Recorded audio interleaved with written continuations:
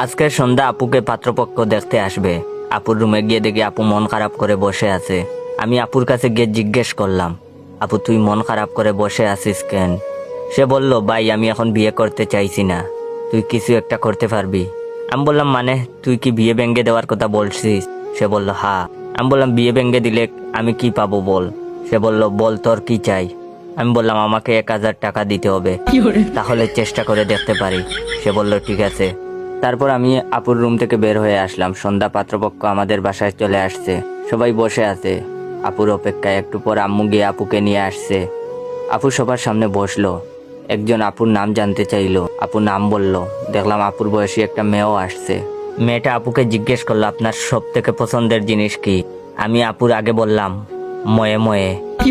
মেয়েটা বলল, ময়ে ময়ে মানে কি? আমি বললাম, হিসাব বুঝো না, দুধু খাও। একটা ভদ্রলোক বলে উঠলো, এই ছেলেটাকে? আমি বললাম, তুই এখনো আমার পরিচয় জানিস না? আমার পরিচয় পাইলে তো এখন তুই খাড়াইয়া মুইতা দিবি, বহনের টাইম পাবি না। লোকটি বলল, কি অসভ্য ছেলে, এই ছেলে তুই আমাকে চিনিস? আমি বললাম, না তো, কে আপনি? উনি বললেন, আমার নাম বাদশাহ। আমি বললাম, আপনার নাম যদি বাদশাহ হয় তাহলে আমার নাম কি হইতে পারে? আপনাকে মতো কিছু ফকিন্নি পুলার নাম বাদশাহ বলেই আজ দেশের এই অবস্থা। লোকটা বলল, বেয়াদব ছেলে একটা। আমি লোকটাকে বললাম, তুই দেখি বেশি কথা কস, আয় জায়গা পাট খেতে। লোকটি বলল, এই ছেলে কি শুরু করেছে এসব? আমি বললাম, হিসাব বুঝো না, দুধু খাও।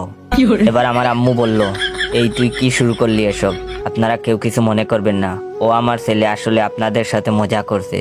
লোকটি বলল, এই পরিবারের কিছুতেই আমাদের ছেলেকে বিয়ে করানো যাবে না। এখানে কি আমাদের অপমান করার জন্য নিয়ে আসা হয়েছে? এই চল সবাই। সবাই চলে গেল রাগ করে। আম্মু আমার কাছে এসে বলল, তুই এটা কি করলি? তুই জানিস তোর জন্য তোর বোনের কত বড় ক্ষতি হয়েছে?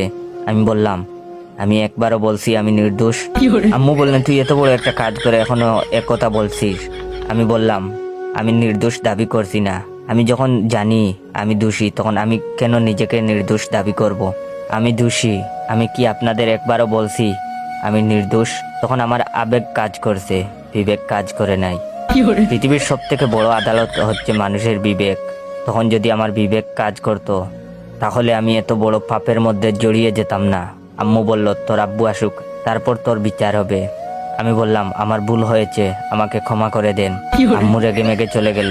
আপুর তো হাসতে হাসতে অবস্থা খারাপ। আপু আমাকে 1,000 টাকা দিয়েছে, টাকা নিয়ে আমি গায়েব।